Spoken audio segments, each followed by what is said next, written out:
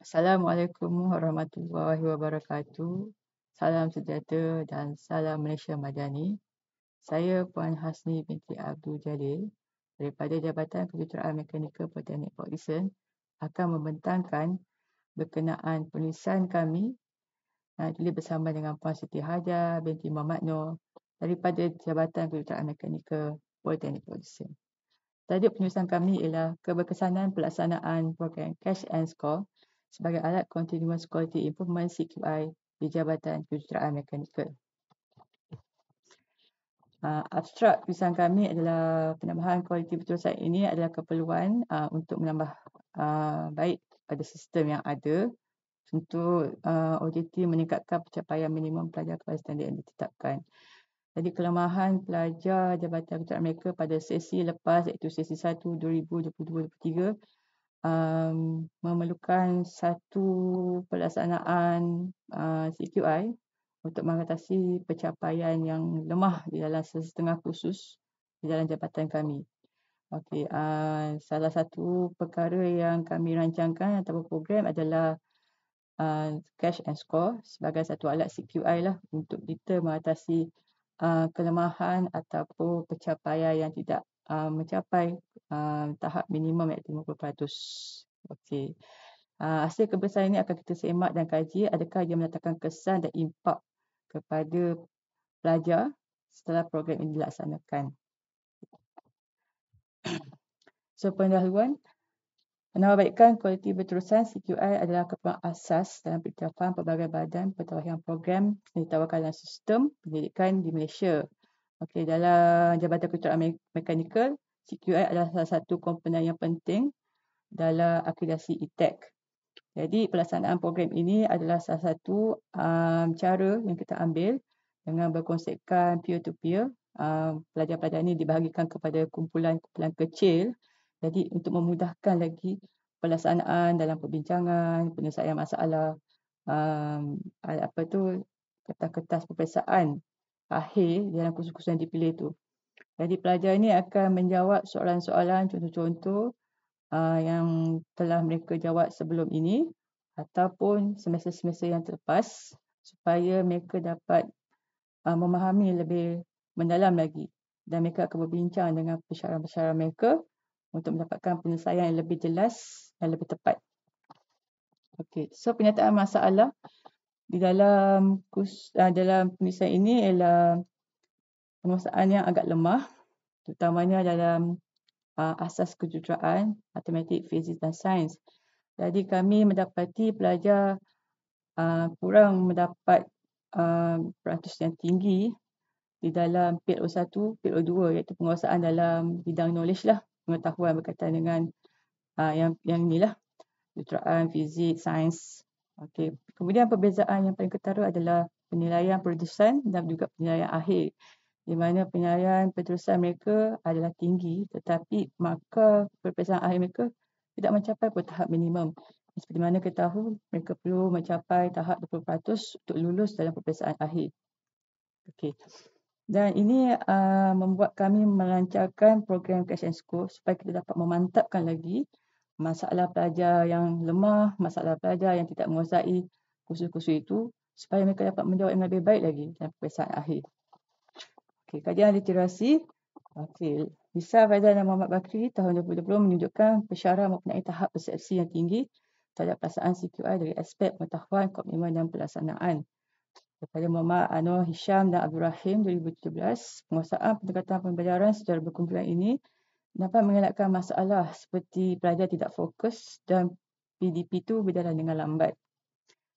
Okey, kemudian daripada Samia Rahman dan Joe Arukevich tahun 2006 menunjukkan bahawa individu boleh memilih kemahiran dan strategi yang sesuai ikut keperluan, tugasan pemikiran atau pembelajaran berkumpulan yang sedang berlangsung. Okay, seterusnya daripada Ainur Rahman Zamri Nawal Muna, bantuan dan tunjuk ajar pensyarah dalam kelompok-kelompok kecil ini telah merapatkan lagi komunikasi dan perhatian yang bertumpu pada pelajar. Ini secara tidak langsung dapat memberikan tahap motivasi yang tinggi kepada pelajar. Dan daripada Wan Zainal tahun 2020 menyatakan bahawa pelajar yang telah mendapat peluang kedua ini akan menggunakan sepenuhnya peluang yang ada untuk membaiki diri mereka supaya mencapai tahap yang lebih tinggi lagi selepas ini. Okey. Objektif kajian ini adalah kita nak kenal pasti persepsi pelajar terhadap keberkesanan pelaksanaan program Cash and Score sebagai aktiviti CQI di Jabatan Kejuruteraan Mekanikal. Dan yang keduanya, kita akan mengenal pasti pencapaian mereka melalui peperiksaan akhir yang khusus mereka ikuti tersebut. Okay, kita lihat kepada metodologi kajian.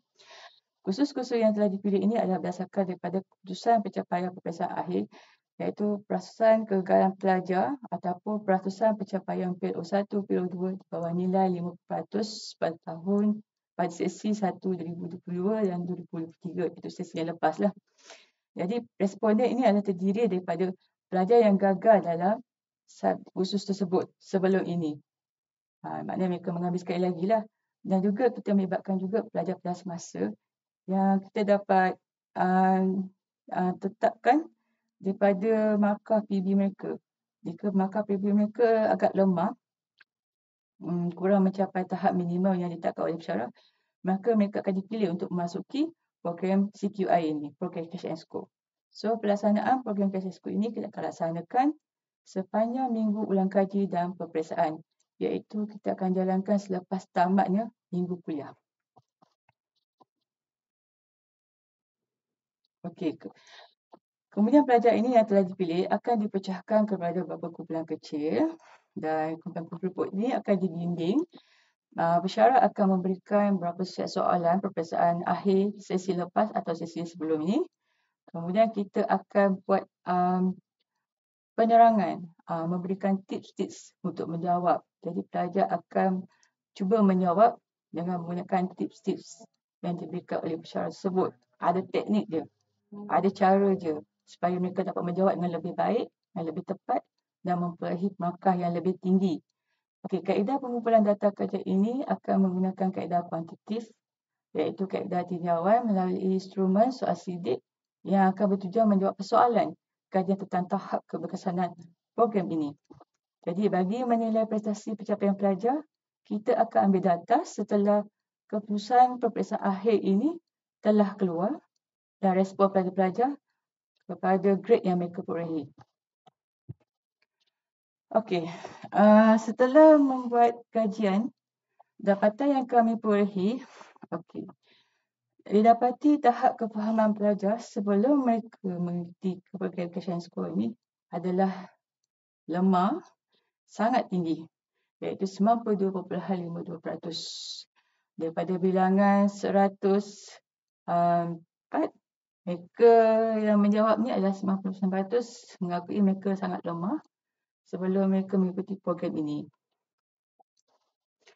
Okey, dapatan kajian yang kedua ialah setelah mengikuti program Cash and Score ini, kefahaman pelajar telah meningkat sebanyak responden telah 98 orang telah beritahu pemahaman mereka telah meningkat sebanyak 68 orang, dan kemudian saya rasa lebih mudah faham selepas membuat latihan dengan bimbingan pengajar. Ini menunjukkan hampir 96.26%, iaitu hampir keseluruhan yang menjawab mereka lebih faham setelah mereka mengikuti proses atau program dalam Cash and Score ini. Dan yang ketiga, pelajar akan rasa lebih bersedia. Pelajar telah rasa lebih bersedia untuk menjawab peperiksaan kerana telah faham dengan konsep di dalam topik dengan bantuan dan bimbingan daripada pengajar. Jadi positif daripada bilangan setuju itu adalah tinggi kalau kita bandingkan dengan dapatan responden yang tidak setuju dalam soal sidik ini. Okey, seterusnya ialah hasil maklum balas pelajar agar mencadangkan supaya Cash and Score ini diteruskan pada masa akan datang. Hampir 95.33% bersetuju bahawa program ini perlu diteruskan lagi untuk masa akan datang. Okey.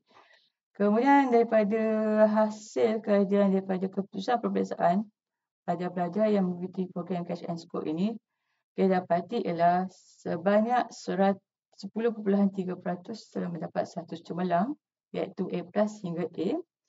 15.9% dalam status kepujian iaitu A- hingga B, dan 71% di dalam status lulus iaitu B- hingga D. Hanya 3 orang daripada 107 responden saja yang mendapat status gagal E hingga F dalam pencapaian tersebut. Okey, status ini berdasarkan daripada buku-buku arahan peperiksaan dan kadar penyalian diploma terbitan bahagian peperiksaan dan penilaian JPPKK. Okey. Jadi daripada bilangan 107 pelajar yang mengambil kajian soal sidik ini, hanya 3 sahaja mendapat status gagal dan selebihnya adalah dalam keadaan status yang lulus dan juga yang cemerlang. Okay. Perbincangan, kesimpulan dan cadangan. Okay. Pelaksanaan program Cash and Score ini adalah bagi Jabatan Ketua Nikah adalah berada dalam tahap yang tertinggi kerana kelemahan dan kurang yakin pelajar ini telah berubah dari sebelum menyertai program kepada lebih faham dan mereka bersedia untuk menjawab peperiksaan akhir dalam kursus yang mereka sertai itu. Dan tips-tips ataupun teknik-teknik yang pensyarah kongsikan ketika program ini telah membuatkan pelajar itu lebih bersedia, lebih bermotivasi untuk menjawab soalan-soalan peperiksaan akhir ini. Jadi mereka lebih faham, lebih jelas dan tak adalah mereka termenung lah dalam peperiksaan akhir itu. Mereka dah tahu apa mereka nak jawab, macam mana mereka nak jawab. Dan cara dengan teknik yang betul mereka dapat menjawab soalan itu dengan lebih tepat supaya dapat meraih markah yang lebih tinggi. Jadi program ini kita buat secara peer to peer, memudahkan lagi komunikasi dan interaksi antara pensyarah dengan pelajar tersebut. Konsep ini akan melancarkan lagi perbincangan dan penyelesaian masalah yang lebih baik dan berkesan, sekaligus meningkatkan lagi motivasi dan kefahaman pelajar-pelajar program tersebut. Ini juga dibuktikan dengan peratusan kumpulan yang lulus adalah lebih tinggi kita bandingkan dengan kumpulan pelajar yang gagal. Dan jelas dibuktikan program Cash and Score ini merupakan satu CQI yang berjaya dalam Jabatan Kejuruteraan Mekanikal.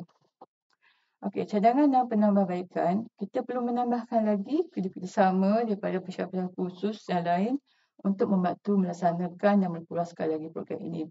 Kerana bilangan pelajar yang lemah ataupun pelajar yang gagal adalah tinggi dalam kursus-kursus yang dipilih. Jadi kita perlukan kerjasama yang tinggilah daripada pensyarah-pensyarah kelas ataupun pensyarah tersebut untuk membantu kita menjalankan program ini. Jika kita harapkan kepada penyayang khusus, agak mustahil kerana jumlah pelajar sekarang kita akan dapati dia ada lebih kurang dalam 40 hingga 50 orang. Jadi kita perlukan bantuan daripada pensyarah khusus lain untuk membantu sebagai fasilitator. Pensyarah khusus ini akan bantu lagi kelompok-kelompok kecil ini supaya mereka lebih jelas dan fokus untuk menjawab soalan-soalan peperiksaan yang lepas. Kemudian pensyarah juga perlu mengeluarkan program ini supaya pelajar akan lebih alert, lebih mendapat maklumat supaya akan mengikuti kursus tersebut, program tersebut.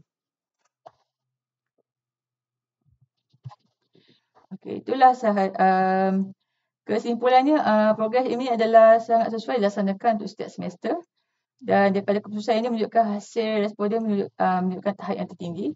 Diharapkan kerjasama daripada pensyarah dan kesedaran pelajar juga dapat melaksanakan program ini dengan bertambah baik lagi untuk membantu Jabatan Kejuruteraan Mekanikal cemerlang pada masa akan datang.